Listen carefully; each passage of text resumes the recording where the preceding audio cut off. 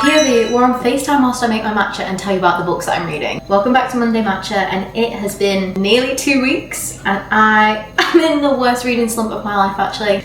Yeah, it's not going well. I'm pretty sure in my last reading update I was reading One True Loves and that was a 5-star read for me.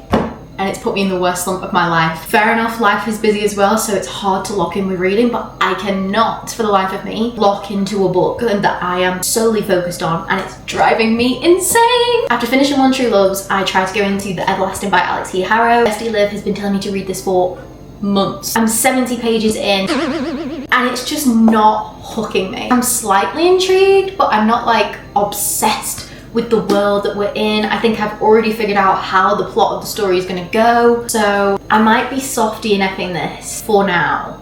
I do want to know what's gonna happen, but I'm just not as immersed as I thought I was going to be. Considering how wonderful the writing is, it's very different from anything else I've ever read. I'm just not eager to pick up the book. I also don't know about anybody else, but I cannot read a fantasy book when I'm going to bed. So I picked up Gone for Good by Sarah Crossman, and I thought this would hook me in. It's a thriller, it's fast paced. I'm in my thriller era this year, but again, I've made it this far and I'm like, not in the mood. So it's definitely a me problem.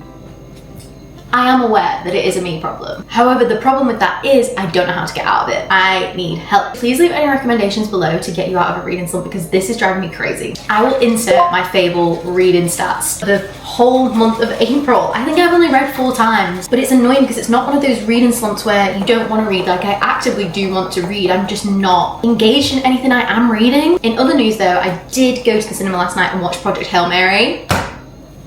I understand, guys. I get the hype. I get the hype. I don't know why. I didn't think that it would be for me. Like, I was a bit afraid that it was going to be too space heavy.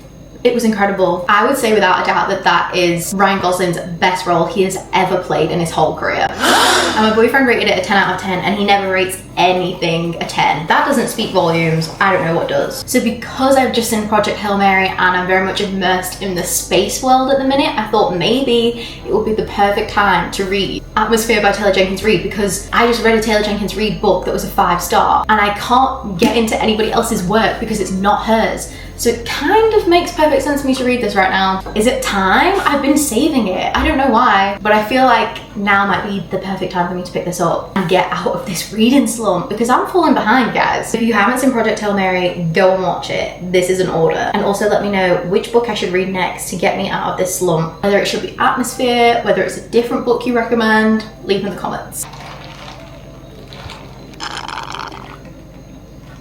Cheers to that, and I'll see you next Monday.